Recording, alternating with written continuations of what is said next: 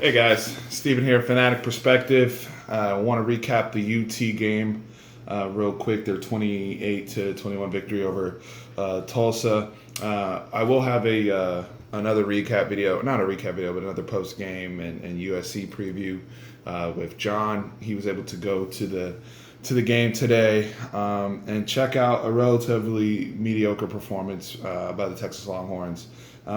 Let's cut through the nonsense here, guys. They struggled in a lot of aspects, specifically in the second half.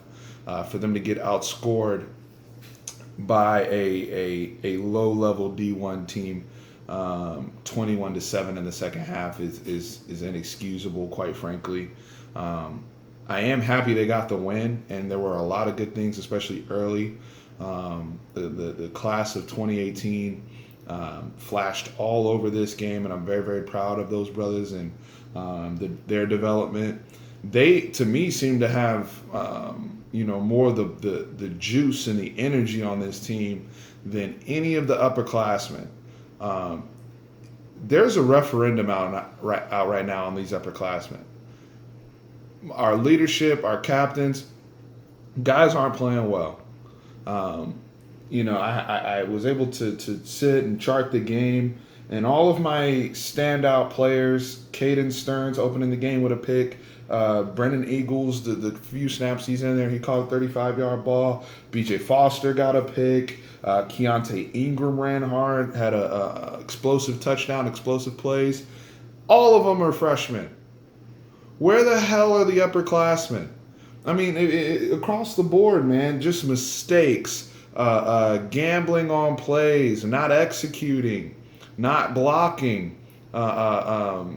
just across the board. We've talked ad nauseum this week about the lack of identity with this offense. I did think that they scripted their plays better to start the game, but again, the issue here, you're not putting together 4 quarters of good football. It's kind of a reverse of the Maryland game. And look, this Tulsa team does not have the talent that Maryland team had. But one of the things that Tulsa did have is a scheme. They run that bear and shoot, the offense that we're all familiar with from the Charlie Strong regime that was brought here by Sterling Gilbert for the 2016 season. For those of you who don't know, he came from Tulsa, Philip Montgomery in their program, and Tulsa's still running that. Tulsa doesn't really have, players like that, but because they have a scheme, they can stick around a game against a poorly coached team like ours. And I know I'm sounding down and critical, but it's just frustrating after a week against Maryland where you really did beat yourself. I did agree with the coaches in their post-game stuff last week where they talked about, especially Tim Beck, he was very insightful about how they beat themselves in a lot of aspects of the game. Todd Orlando talking about the penalties and whatnot.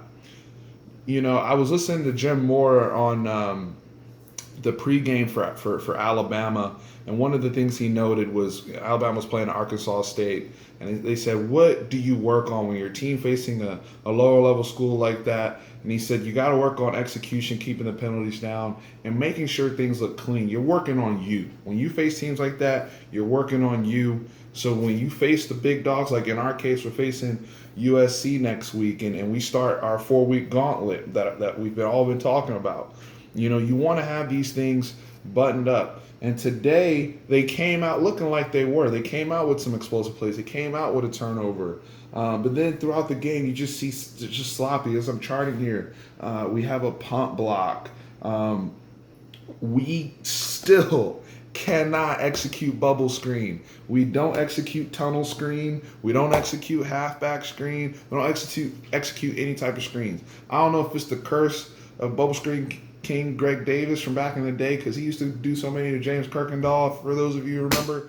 But right now, we can't, corners are playing 8-9 yards off. We can't even do a smoke screen just to get the struggle to execute and the struggle to get the ball in the hands of playmakers is so frustrating. Now, the one thing we do know about the Tom Herman offense, and I'll give a shout out to one of the new subscribers who pointed out, hey, our identity in our system is supposed to be the pro spread, the power spread, a spread with pro style concepts and reads. That's what our offense is supposed to look like. And if you want to know what it's supposed to look like right now in real time, go watch Ohio State play football and what they're doing with Dwayne Haskins and those guys over there. That's what it's supposed to look like. Our offense resembles nothing of that sort right now. Again, there were some good things. I did think we were able to run the ball effectively. I know Zach Shackelford was out. We kicked over Elijah Rodriguez, who is a versatile player, one of our captains, to center, and got Kerstetter in there at guard. And they were able to get a push mostly to the right side. They struggled running left. But again, even the play calling was suspect. You get inside the red zone. I'm done with the decisions to keep going for it. They've been doing that since the beginning of last year. And I know Tom Herman's mentality is I don't like kicking 19-yard field goals and whatnot. But at this point, your offense isn't good. Take the points. That's where I'm at. And I know part of it, even going for 2 last week, it's supposed to be a confidence builder. Hey, we're going to impose our will against our opponent, and in these fourth down situations, these tight situations, we're going to execute. Right now, you're not doing it, and right now, your offense isn't consistently good. You have to take the points and rely on the kicking game, which we still really haven't seen. Cameron Dicker hasn't been tested yet. He's only been kicking extra points. What else do we have here? The other thing, too, the sprint rollout in these red zone packages. Even on fourth down, that's the play you go to. And I know that was early when we were still, relatively rolling a little bit. I think it was still 14-0 around then. But, it's just frustrating.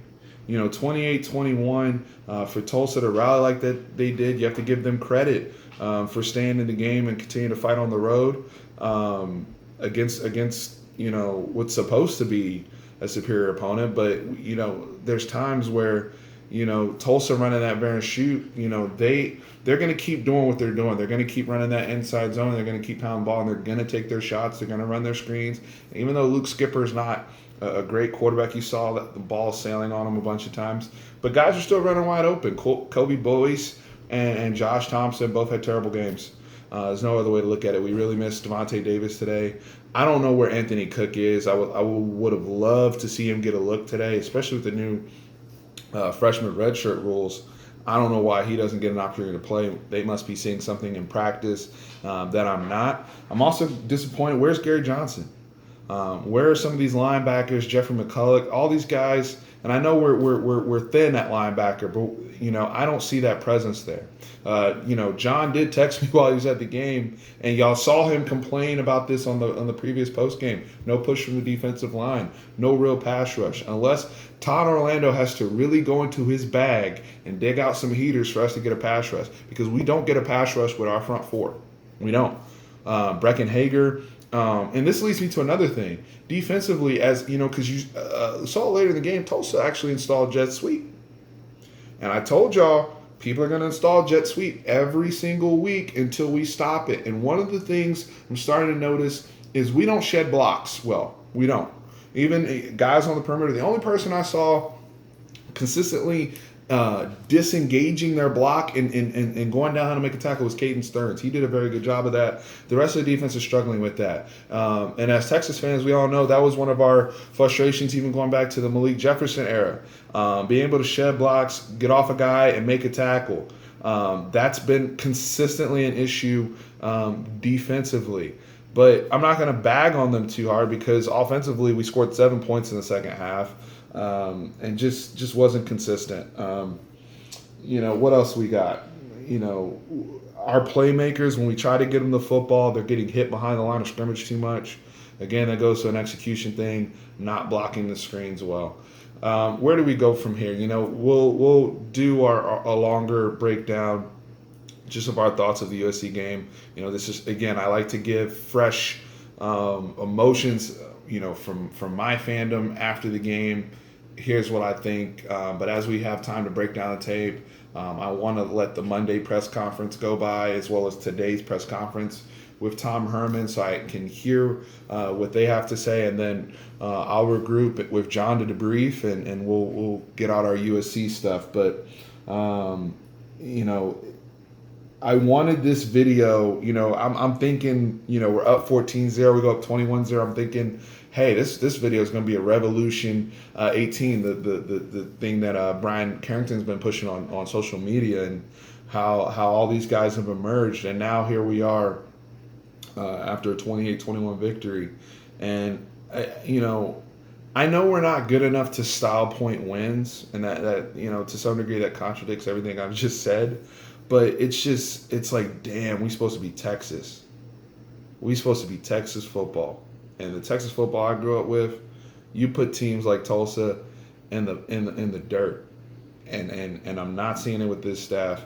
They showed a stat today where we've had six defensive touchdowns and 27% conversion rate on third down with Todd Orlando, and we're 8-7 as a program since they've been here.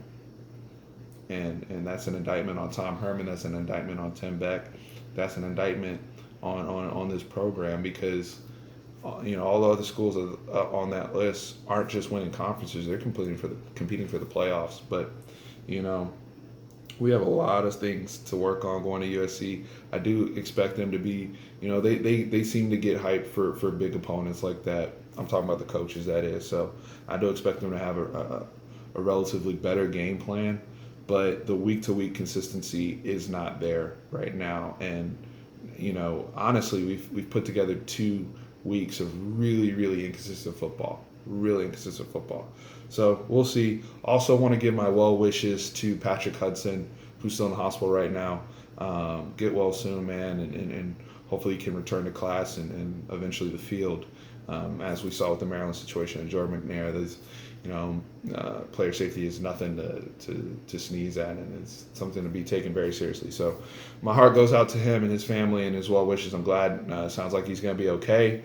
But like I said, John and I will be back for our official UT breakdown of the USC game, and we'll go from there. Also tomorrow I'll be posting Cowboys. We have our opener on the road against Carolina, so we'll be getting back to our normal Cowboys content as well. But I appreciate you guys, all the new subscribers. We'll also have some playlists just breaking down the different topics that I continue to cover on this channel. But journey to 1,000, we're almost there. Appreciate y'all. Hook 'em.